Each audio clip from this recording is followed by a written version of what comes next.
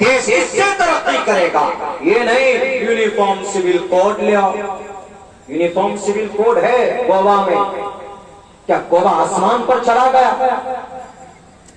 الگ الگ اگر قانون ہے، آپ کہتے ہیں کہ الگ الگ قانون ہے، ایک جگہ کرو کیجئے ایک جگہ.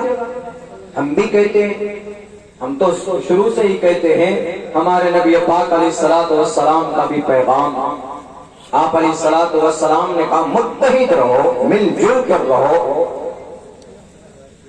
بھید بھاؤ نہ کرو. ایشور بھی کہتا ہے، صاف صاف لفظوں میں کہا. میں نے یہی وہ منتر پڑھا تھا اب سے 4-5 سال پہلے، جناب مزمل صاحب کے مدرسے کا ادارے کا جب پروگرام تھا، وہ میرے ذہن سے نکلتا ہے. دھرم چھیترے کروچھیترے سمویتا یوتسوہ، دھرم کی بات کہی گئی لیکن اس کے اندر شدھو برہمن تامتی 7872 سال پہلے جو کتاب لکھی گئی اسی میں ہے یہ منتر. اس میں کیا کہا گیا؟ چھوا چھوت بھید بھاؤ نہیں، صاف صاف لفظوں میں کہا گیا شدھو برہمن تامتی برہمنشچیتی شودرتام چھیتریو یاتی وکرتوم وگھادویشچم تتھیچچ سہے ایوات پرپتی پرجانام کتھم پنرجاتی کیرتا پر بھیدا. ہم چیخ کر کہتے سہے ایوات پرپتی، اس زمین کو پیدا کرنے والا، اس آسمان آکاش کو پیدا کرنے والا، سوریہ کو چندرما کو پیدا کرنے والا، وایو جل کو پیدا کرنے والا پرماتما ایک. تو 33 کروڑ دیوی دیوتا کی پوجا بھی نہیں ہونی چاہیے. قانون ایک مت چلائیے بلکہ ایک ایشور کو مان کر شپث لیجیے کہ پرماتما آپ ہی ایک ہے. برہما نے تو سوال کیا تھا، برہما نے سوال کیا تھا شیو جی سے، کرشن نے سمجھایا تھا بلکہ اس وقت کے کرشن نہیں، سب سے بڑے اس کائنات کو پرورش کرنے والے وشنو نے سمجھایا شیو کو کہ شیو کیسے سوال کرتے ہو. انہوں نے کہا کہ برہما کو پیدا کرنے والی ذات بھی تو کوئی ہے جس نے برہما کو پیدا کیا. شیو جی کا یہ سوال تھا کن سے؟ وشنو سے. وشنو نے کہا کہ نہیں، اس سے آگے بات مت کرو، تم آگے مت جاؤ، بس جو ہے وہی ہے، ہم ہی ان تینوں ہیں. ان دنیا کو پیدا کرنے والا پتا یہ برہما جی ہیں اور پالنے والے یہ وشنو جی ہیں. اور شیو تم مارتے ہو، تم آندھی اور طوفان لاتے ہو، مرتیو تم دیتے ہو، بس یہی 3 چیز اس دنیا کی حقیقت ہے، بس دنیا کے اندر اور کوئی نہیں. انہوں نے کہا، شیو جی نے کہا کہ نہیں، اس سنسار کو، آسمان کو، آکاش کو، وایو کو، سوریہ کو، چندرما کو، جل تھل بن، ان سب کو کس نے پیدا کیا؟ مانو کو برہما پیدا کر سکتا ہے، مان سکتے ہیں مانو کو پیدا کیا، انسانوں کو پیدا کیا، لیکن ان سے پہلے اور بھی تو چیزیں موجود تھی، اس کو کس نے پیدا کیا؟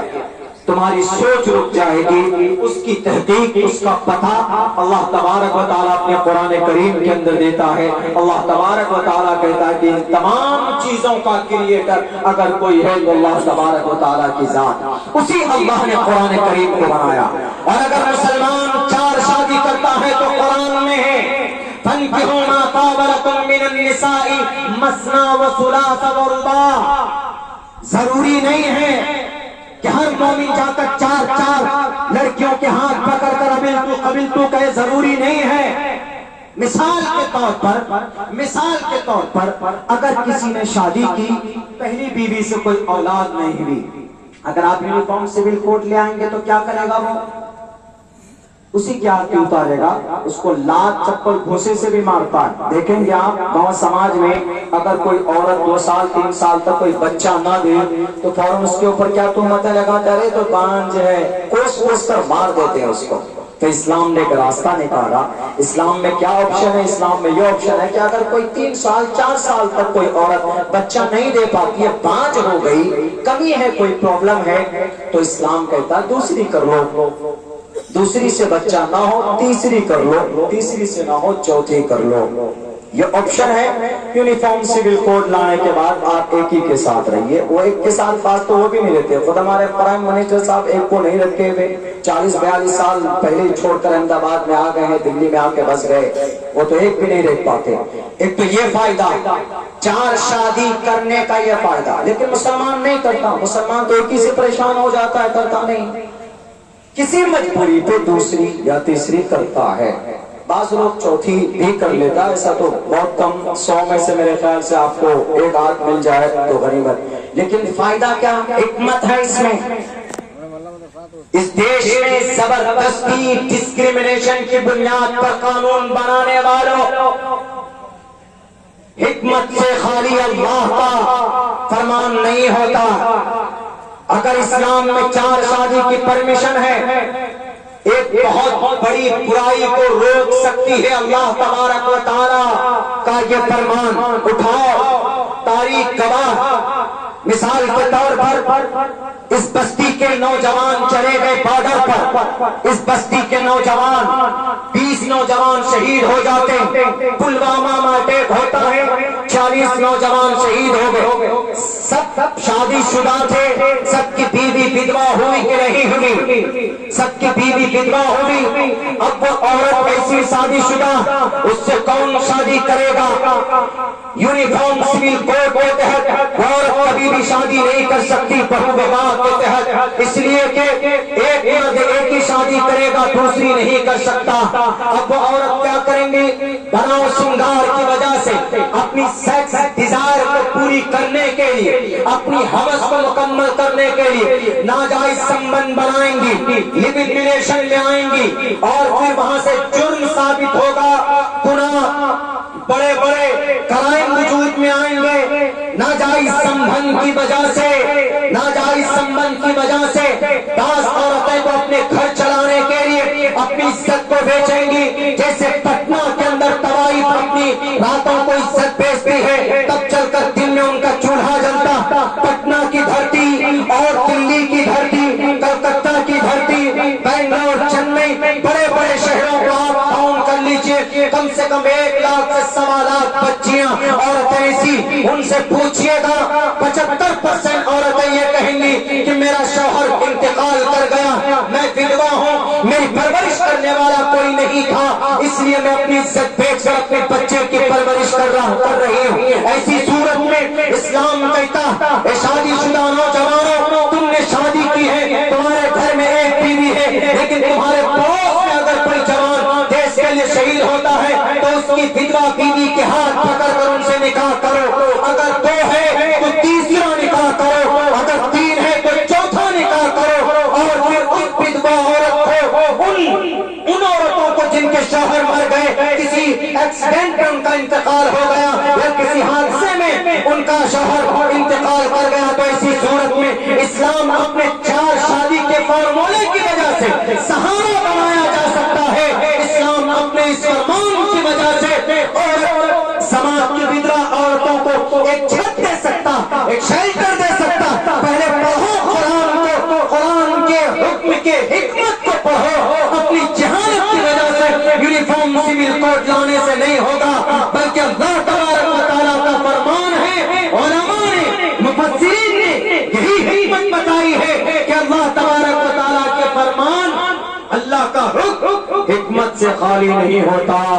اب بتائیے وہ جو بدوا عورتیں ہیں ان کی زندگی سنور سکتی ہے, بن سکتی ہے, وہ گناہ سے بچ سکتی ہے اور بڑے بڑے کرائم ہونے سے بچ سکتے ہیں اگر اس پر عمل کیا جائے. تو اس کا ایک یہ بھی فائدہ ہے.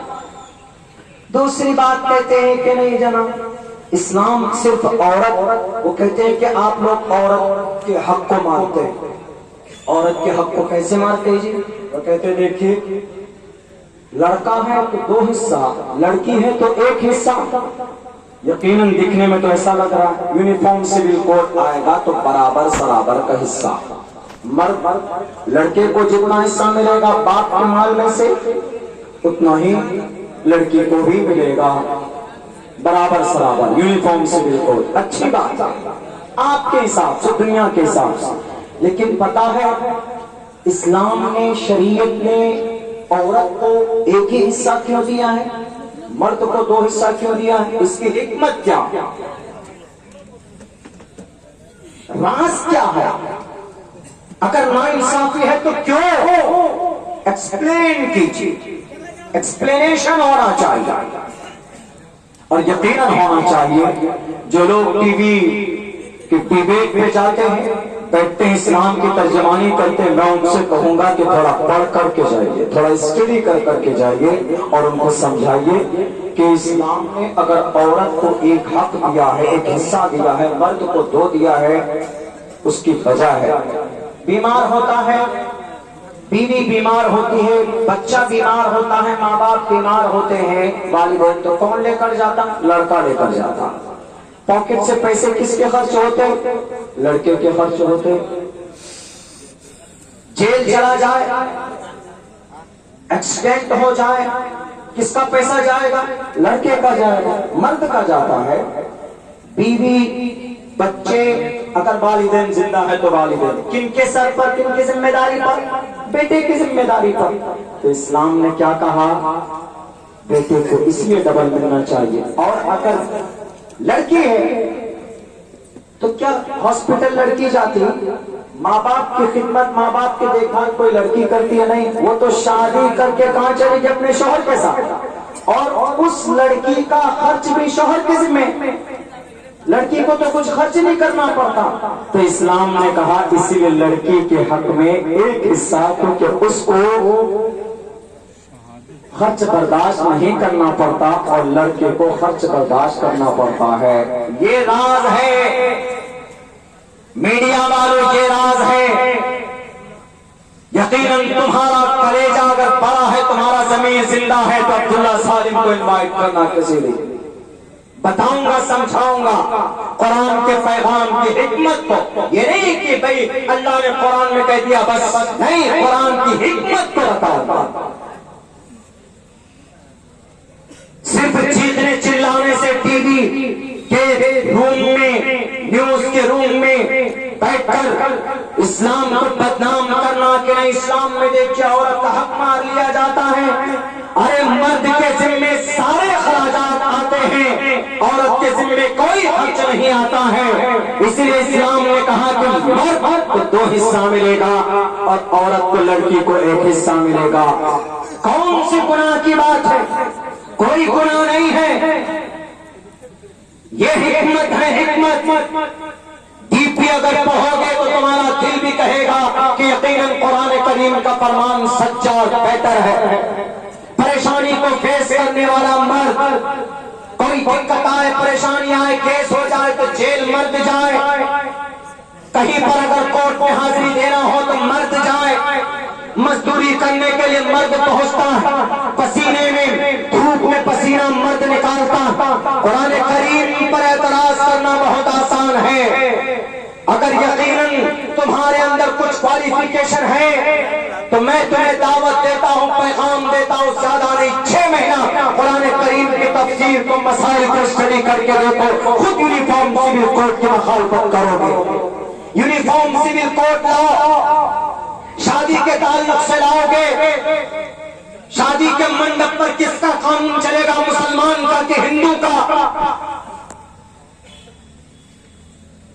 آدمی اگر دھرم کوئی پریورتن کرے گا تو کون سا منتر پڑھے گا؟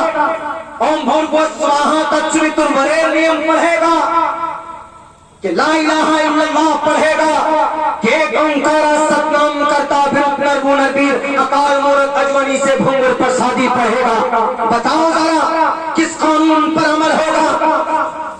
بھارت کے سمویدھان کا آرٹیکل نمبر 14 جب کھلے لفظوں میں کہہ دیا کس کے اندر کوئی کمپرمائز نہیں ہو سکتی، سب کے سب برابر ہے، اکوالٹی بیفور لا، قانون کی نظر میں سب برابر۔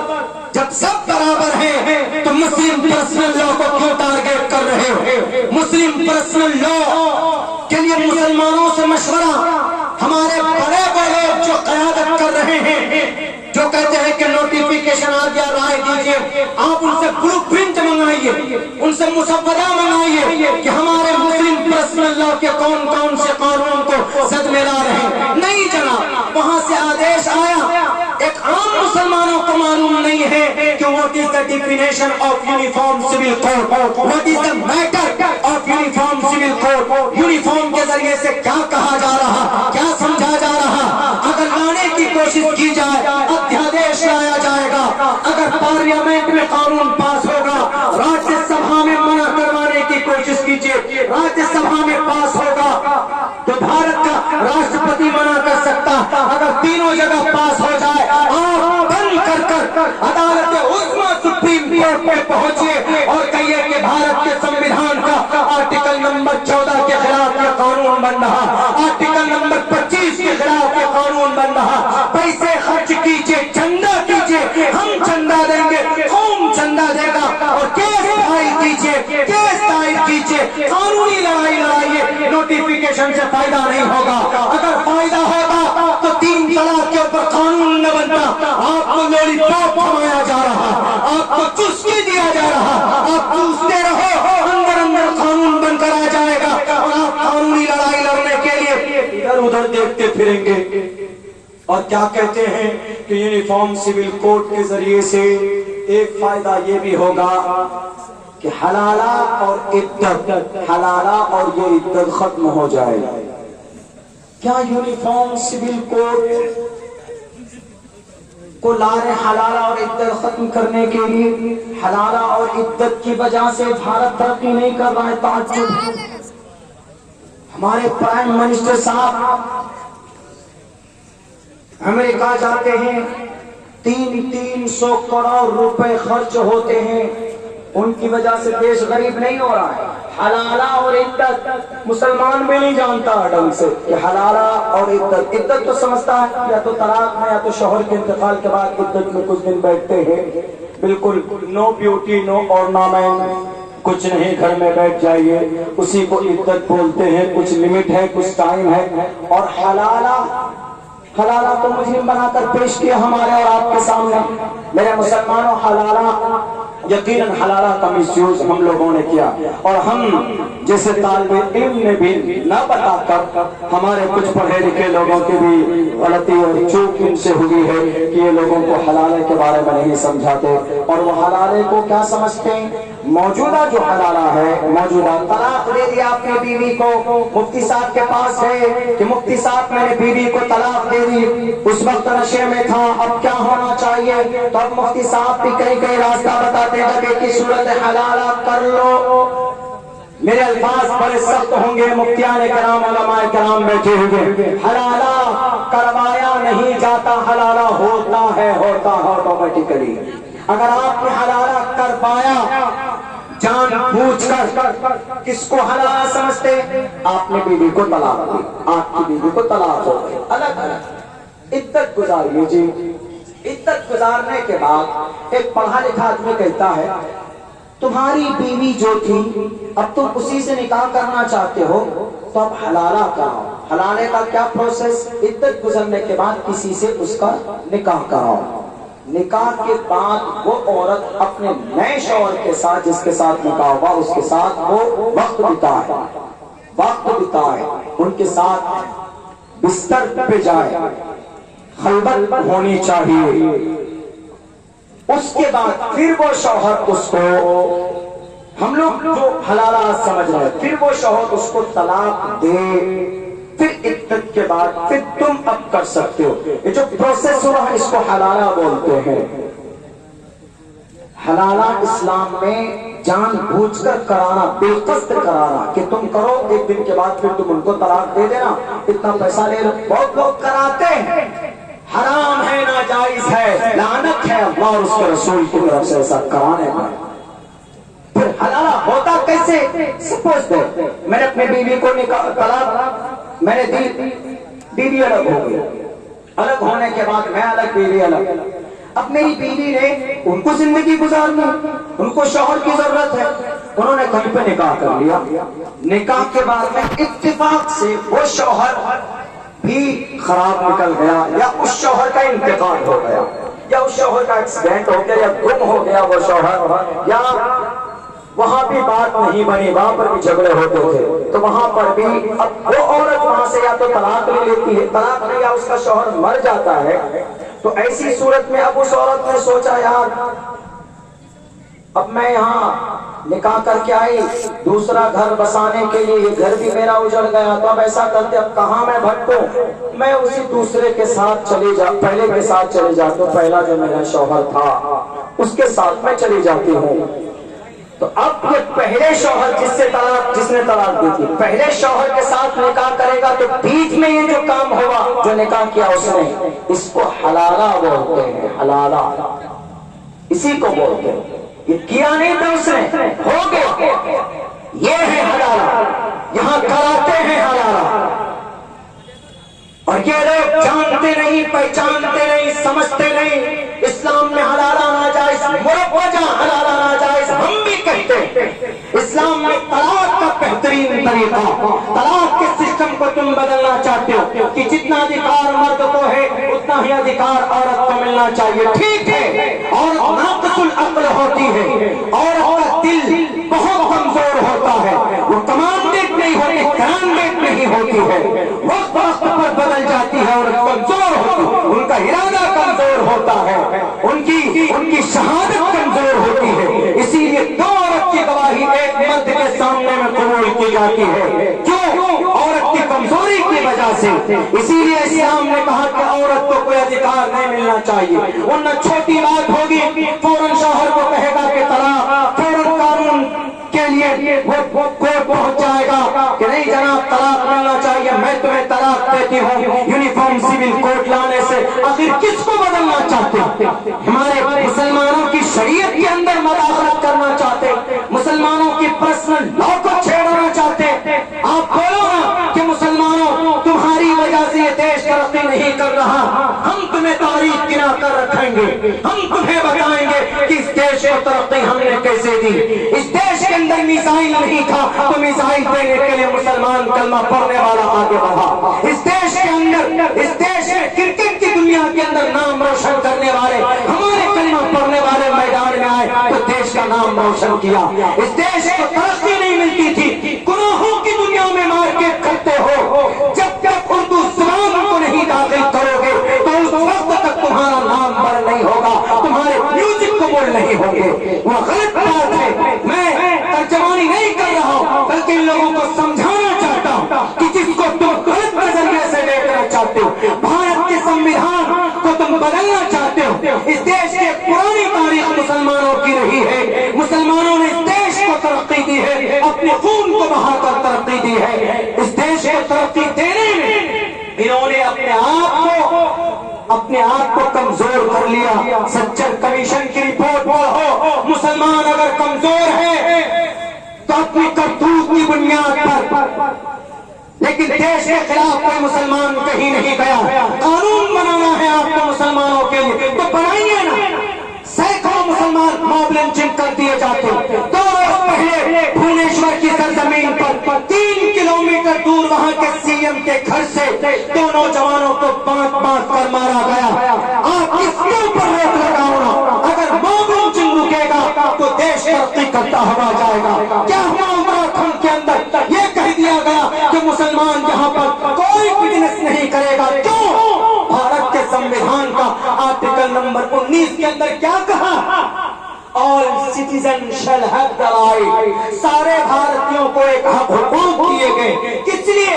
ان کو بزنس کرنے کے لیے۔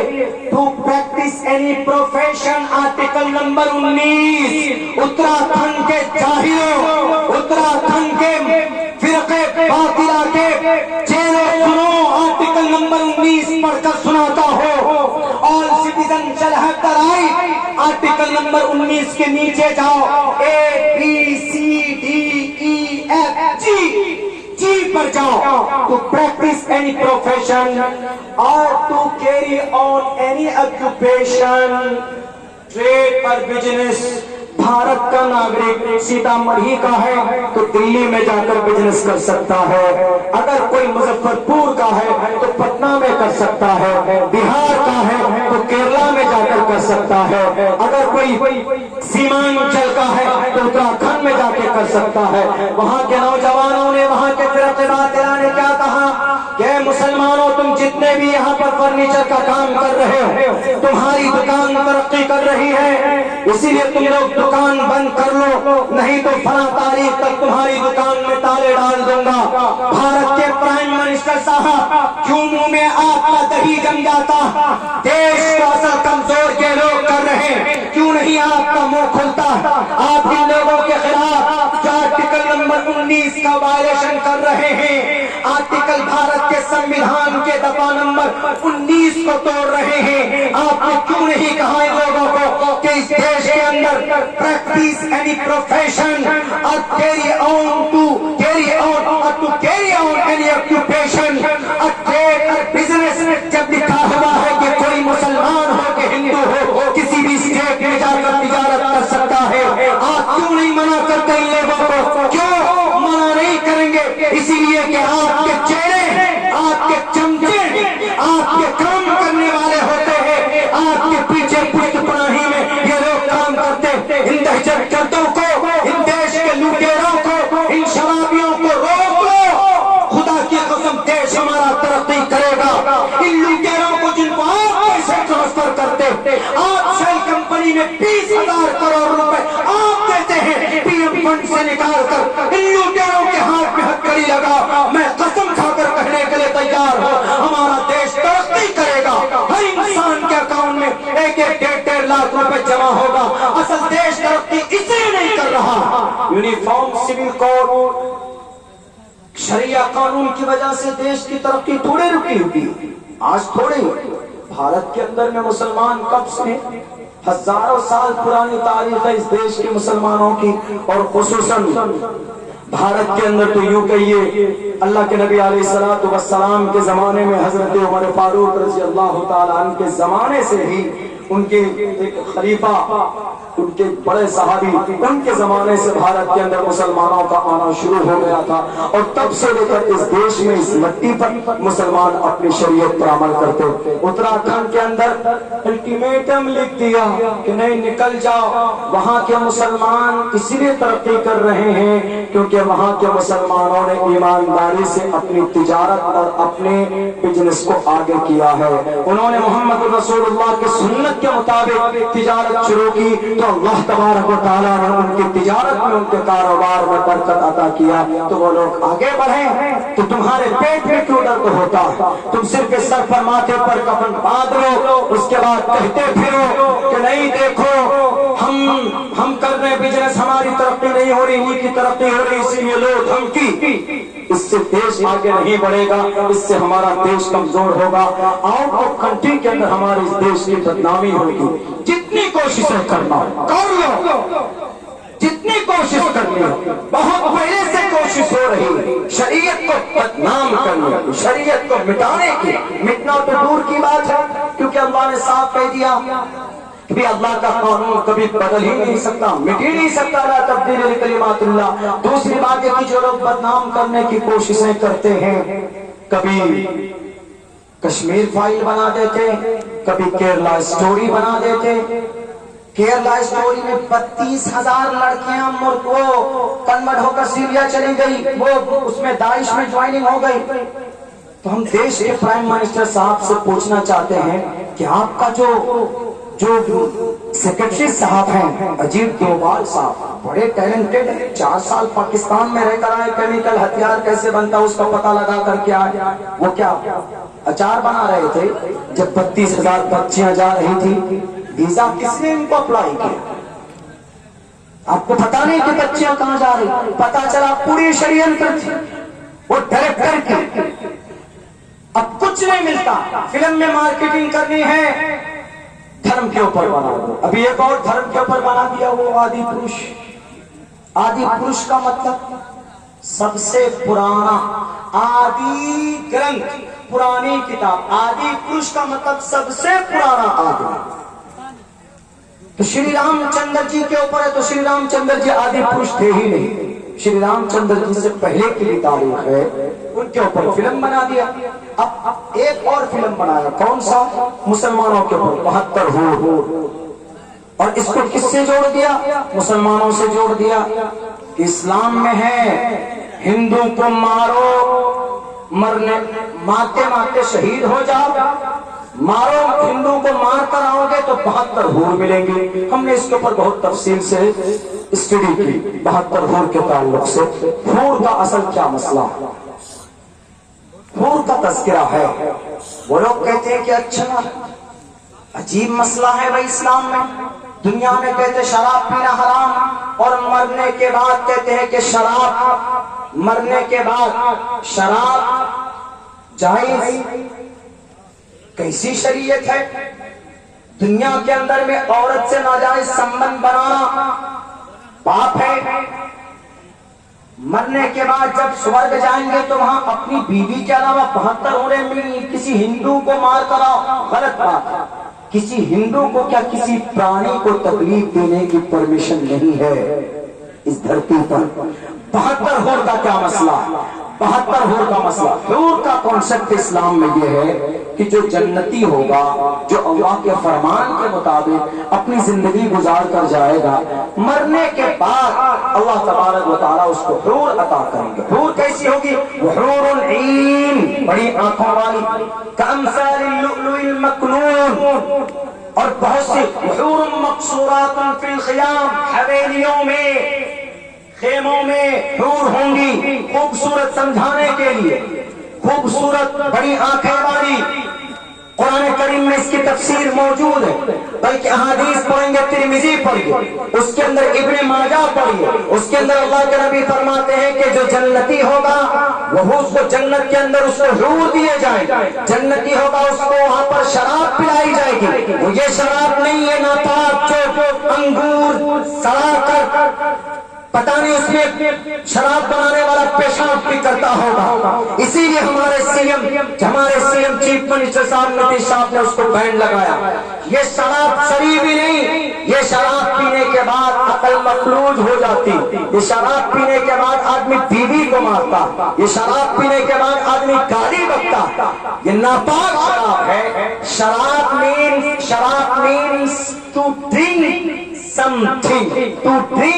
something in the heaven، کسی چیز کو مشروب کو پینا، وہاں شراب سے مراد وہ شراب ہے جو اللہ کے طرف سے وہ شراب، اور وہ ناپاک نہیں ہے، اس کو پینے کے بعد آدمی کی عقل ختم نہیں ہوگی، وہ شراب پینے کے بعد آدمی زنا نہیں کرے گا، وہ شراب پینے کے بعد آدمی بیوی کو نہیں مارے گا، وہ شراب پینے کے بعد آدمی کا جو کامن سینس ہے وہ اپنی جگہ کے اوپر باقی رہے گا۔ یہ وہ شراب ہے میڈم میڈیا والی، وہ شراب ہے۔ اور 72 حور کا جو ترجمہ تم کرتے ہو کہ 72 حور مسلمان ہندو کو مار کر آئے گا، مر جائے گا، شہید ہوگا تو کل قیامت میں اللہ 72 حور دیں گے، غلط بات۔ اگر ہمارا کوئی مسلمان دیش کی ترقی کے لیے، اگر دیش کو بچانے کے لیے شہید ہو جائے، یا کوئی مسلمان جنگ کے میدان میں، اب تو جنگ نہیں ہے لیکن پہلے زمانے کے اعتبار سے اللہ کے نبی کے زمانے میں ہوتا تھا، بلکہ ہمارے بھارت کے اندر خود ہندو راجا مہاراجا آپس میں لڑتے تھے، اس جنگ میں اگر کوئی شہید ہو جاتا پرٹیکولر مسلمان، تو اللہ کے نبی علیہ السلام نے ابن ماجہ کے اندر ایک روایت ہے جو مضبوط دلیل کے ساتھ علامہ ناصر البانی نے ان کی تصدیق کی ہے کہ اگر کوئی بندہ میدان کارزار میں شہید ہو جاتا ہے تو اس کو کل قیامت میں 72 حور عطا کرے گا، اور وہ 72 حور میڈم میڈیا والی، تم کہتے کہ 72 حور کا مالک کون؟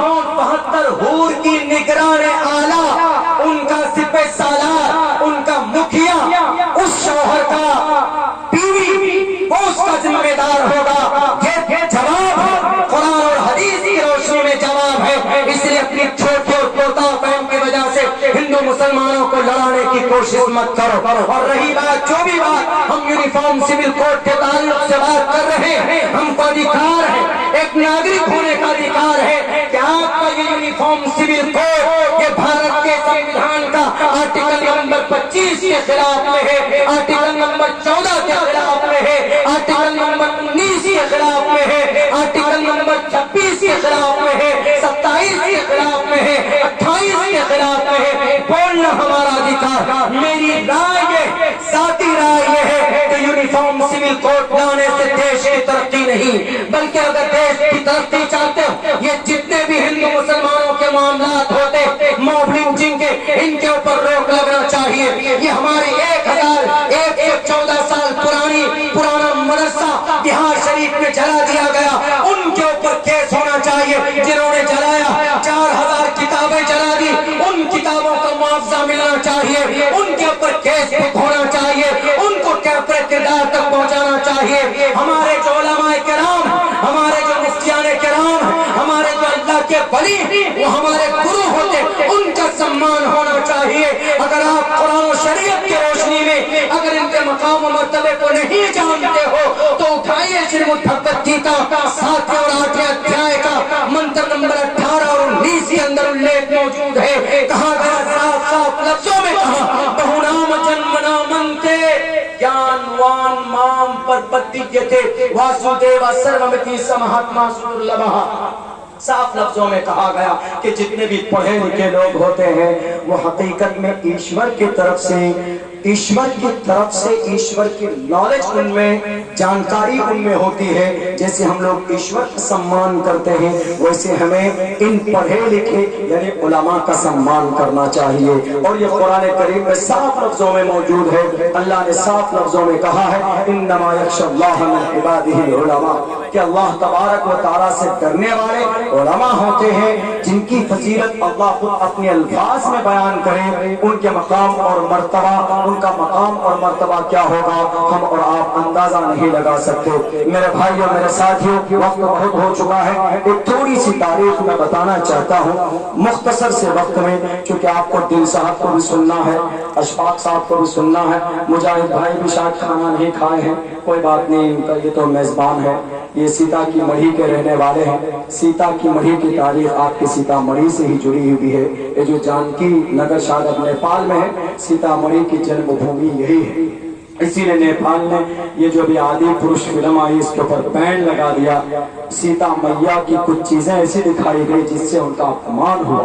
اسی لیے یہ سیتا مڑھی، میں جب بھی بولتا ہوں سیتا کی مڑھی یعنی سیتا کی جائے پیدائش، آپ کو شعراء کرام کو سننا ہے، لیکن میں اتنی بات ضرور کہوں گا کہ اگر آپ نہیں جانتے ہیں تو جانکاری حاصل کیجیے، اور قانونی کارروائی، قانونی لڑائی کی کہیں پر بھی بات آئے تو میدان میں آگے رہیے اور اپنے بچوں کو پڑھائیے، اپنے بچوں کو تعلیم دیجیے، مسجد سے جڑیے، مدرسوں سے جڑیے۔ اگر ان سب جگہوں سے نہیں جڑیں گے تو ہماری کبھی کبھی بے قدری کی وجہ سے ہمارے مدارس جلا دیے جاتے ہیں۔ وہی بہار شریف کا مدرسہ صرف یہ کہہ کر جلایا گیا، صرف یہ کہہ کر کہ مدرسہ ہے، قرآن پڑھایا جاتا ہے، اور اس قرآن میں ہمارے ہندوؤں کو مارنے کی بات کہی گئی۔ وَأَعِدُّوا لَهُم مَّا اسْتَطَعْتُم مِّن قُوَّةٍ، یہ لفظ ہیں، اور قرآن میں ایک جگہ یوں کہا گیا صاف لفظوں میں یا ایھا النبی حرض المؤمنین علی القتال، اے مومن، اے نبی، مسلمانوں کو ہندو بھائیوں کو مارنے کے لیے ابھاریے۔ غلط ترجمہ یہ پیش کرتے ہیں وہ لوگ۔ تیسری جگہ یہ پیش کی انہوں نے دلیل میں کہ ہم نے اس لیے اس مدرسے کو جلایا کہ اس مدرسے میں یوں کہا پڑھایا جاتا ہے قرآن میں کہ فَكُلُوا مِمَّا غَنِمْتُمْ، کہ لوٹو اور کھاؤ۔ یہ تینوں آیت کا تینوں ترجمہ غلط ہے۔ اگر تینوں آیت کا تینوں ترجمہ یہی ہے، اٹھائیے، صاف صاف لفظوں میں کہا گیا، کہاں پر اتھرو وید کے شلوک موجود ہے، اتھرو وید کے اندر کہا گیا صاف اور کھلے لفظوں میں کہ بھئی اگر جہاں پر کوئی شترو مل جائے اس کو مار کر ان کی چیزیں ہیں ان کے اوپر قبضہ کرو۔ فَكُلُوا مِمَّا غَنِمْتُمْ، لوٹ کی مال میدان کارزار میں ملے تو ان کے اوپر قبضہ کرو، ان کو کھاؤ، منع نہیں ہے، اس پر ہے وہ آیت۔ لیکن یہ لوگ خامخواہ بولتے ہیں کہ نہیں آپ کے قرآن کریم کے اندر یہ آیت ہے، یہ غلط ہے۔ یا ایھا النبی حرض المؤمنین علی القتال، اگر چائنا ہمارے ملک میں گھس جائے تو مودی جی سو کر رہیں گے نہیں، مودی جی کہیں گے اپنے چیف، اپنے آرمی سے، نیوی سے اور سی ایف پی ایف سے سب کہیں گے، پولیس پرشاسن سے کہیں گے کہ بھئی جو بھی ٹیررسٹ ہے، جو بھی گھس پیٹی ہے، اس کو کافر کردار تک پہنچاؤ۔ وہاں پر اللہ تبارک و تعالیٰ نے اللہ کے نبی علیہ السلام کو آرڈر دیا کہ اے نبی تم خاموش بیٹھے ہو، تم کو ختم करने के लिए मक्कतुल मुकर्रमा से पूरा झुंड आ रहा। इसीलिए मुसलमानों से कहो तलवार लेकर मैदान में निकल जाए। जैसा कि महाभारत के मैदान के अंदर श्री अर्जुन जी ने कहा, श्री अर्जुन को कृष्ण जी ने कहा था, कुतस्तवा कश्मलिदम विश्वे समुपस्थितम अनार्य जुष्टम कीर्ति कर्म जुनाहा, कि इस जमीन पर बेवकूफ बने बैठे हो अर्जुन, इन अगरमी लोगों का खात्मा करो। अगर ये जिंदा रहे तो ये तुम्हारा खात्मा कर देंगे मेरे भाइयों। और जिन लोगों को एतराज है मदरसों से, तो याद रखो अगर ये मदरसा नहीं होता तो ये देश आजादी के साथ आज हम नहीं जी पाते। इस देश में ये देश आजाद नहीं होता। मदरसा ना होता, शाह वलीउल्लाह ना होते, शाह वलीउल्लाह ना होते तो शाह अब्दुल अजीज भी ना होते, शाह अब्दुल अजीज ना होते तो जिहाद का फतवा अंग्रेज के खिलाफ कौन देता, शाह अब्दुल अजीज ना होते, हाजी इमदादुल्लाह ना होते, हाजी इमदादुल्लाह ना होते, मौलाना कासिम भी ना होते, मौलाना कासिम ना होते तो मौलाना अब्दुल रशीद भी ना होते, मौलाना अब्दुल रशीद ना होते तो याद करो मौलाना सैयद अहमद शहीद, मौलाना सैयद इस्माइल, सैयद शाह इस्माइल शहीद रहमतुल्लाह अलैह ना होते। ये अकाबिर अगर ना होते तो इस देश में 1831 में दूसरी कुर्बानी अंग्रेज के खिलाफ 51 लोगों की, उन 1831 में बालाकोट के पहाड़ी पर कौन अंग्रेज के सामने में जाता? ये टोपी और दाढ़ी वाले थे, कुरान पढ़ने वाला। 1799 में अगर मदरसा ना होता तो इस देश का तमाम तनहा योद्धा टीपू सुल्तान बैक वक्त दोनों हाथों से तलवार चलाने वाला, मैं कसम खाकर कहने के लिए तैयार, पूरी दुनिया में से कोई योद्धा दिखा दो जो एक हाथ से बैक वक्त दोनों हाथों से तलवार चलाता हो अपने मुल्क के लिए। अगर तारीख ने किसी का नाम नोट किया है तो उस योद्धा का नाम टीपू सुल्तान। पढ़ा कहां से था? मदरसे से पढ़ा था। जिस दिन शहीद हुआ था 1799 में, 2 पारे के कुरान करीम की तिलावत सुना करके मैदान काजार में गया। अगर मदरसा ना होता, टीपू सुल्तान ना होता, अगर मदरसा ना होता, हमारे उलमा ना होते, दारुल देवबंद ना होते, मौलाना कासिम, मौलाना शेखुल हिंद ना होते, शेखुल हिंद ना होते, तहरीक रेशमी रुमाल ना होती, शेखुल हिंद ना होते, मौलाना उबैदुल्लाह ना होते, अगर शेखुल हिंद ना होते, मौलाना शेखुल इस्लाम सैयद हुसैन अहमद मदनी ना होते, अगर हुसैन अहमद मदनी ना होते, कौन हुसैन अहमद मदनी? मौलाना अरशद मदनी के अब्बा, मौलाना असद मदनी के अब्बा, मौलाना महमूद मदनी के दादा।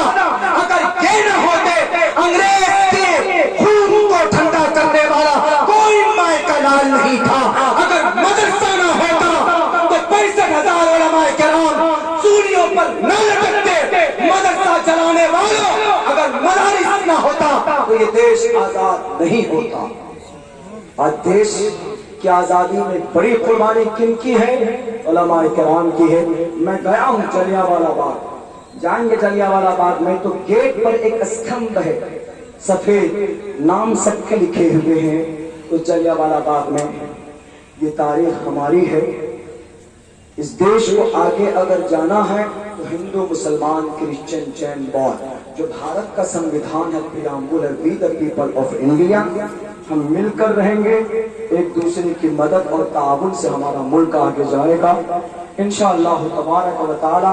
हम दुआ करते हैं कि अल्लाह इस मुल्क में अमन व अमान का माहौल बनाए, सब मिलजुल कर रहें। इन राजनेताओं की शरारत से हम आवाम की हिफाजत फरमाए। ये बड़े नालायक होते, अपने कुर्सी बचाने के लिए किसी को भी ज़िबा कर देते, कुर्सी पाने के लिए किसी का भी जनाजा निकाल देते हैं। मुजाहिद भाई बहुत अच्छी तरीके से समझते हैं मेरे इस इशारे को। अल्लाह से दुआ है अल्लाह कहने सुनने से ज्यादा अमल की तौफीक अता फरमाए। बहुत बहुत शुक्रिया, जज़ाकल्लाह। अस्सलामु अलैकुम व रहमतुल्लाहि व बरकातहू।